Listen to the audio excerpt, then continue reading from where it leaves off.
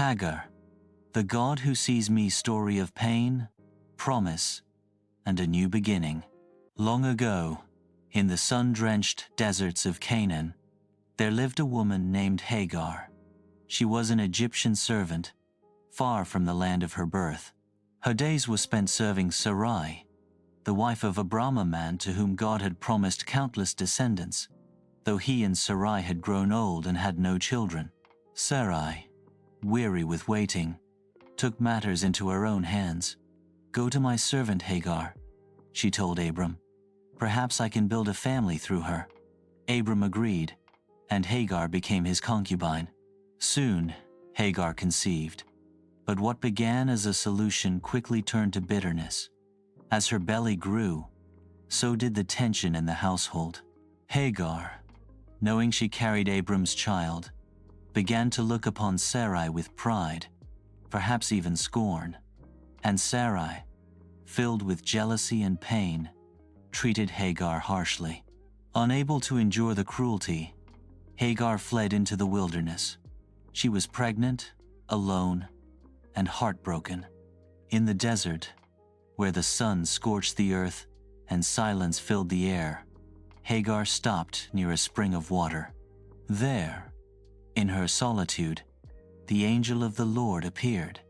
"Hagar, servant of Sarai," the angel said gently, "where have you come from, and where are you going?" "I am running away from my mistress," she answered.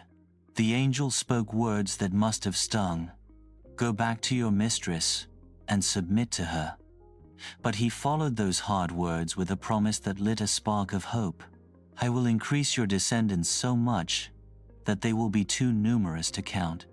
Then he spoke of the child in her womb. "You are pregnant and will give birth to a son.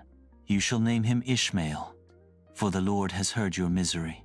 He will be a wild donkey of a man, his hand against everyone and everyone's hand against him, and he will live in hostility toward all his brothers."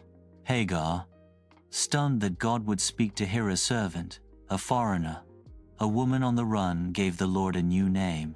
She called him El Roi, the God who sees me. "For," she said, "I have now seen the one who sees me." Refreshed in body and spirit, Hagar returned to Sarai and bore a son, just as the angel had said. Abram named him Ishmael, and he loved the boy. But the household peace was fragile. Years passed, and the impossible happened. Sarai, now Sarah, gave birth to her own son, Isaac, in her old age, just as God had promised. But joy turned to jealousy when Sarah saw Ishmael, now a teenager, laughing or mocking at the celebration of Isaac's weaning.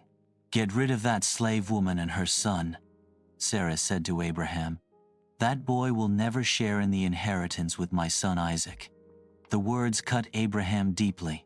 Ishmael was his son too, but God told him not to be distressed and promised that Ishmael would also become a great nation.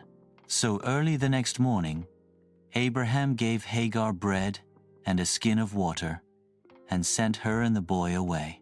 Once again, Hagar wandered the desert, this time the wilderness of Beersheba. The water ran out. Alone in the barren heat, Hagar could do no more. She placed Ishmael under a bush and walked away, sitting a bowshot's distance away. "I cannot watch the boy die," she wept. But God heard the cries of the boy. An angel called from heaven, "What is the matter, Hagar? Do not be afraid. God has heard the boy crying. Lift him up, take him by the hand, for I will make him into a great nation." Then God opened her eyes, and she saw a well of water. She filled the skin and gave the boy a drink. God was with Ishmael as he grew. He became a strong archer and lived in the wilderness of Paran. And Hagar, faithful and brave, found him a wife from Egypt. Reflection: Hagar's story is one of sorrow, strength, and divine mercy.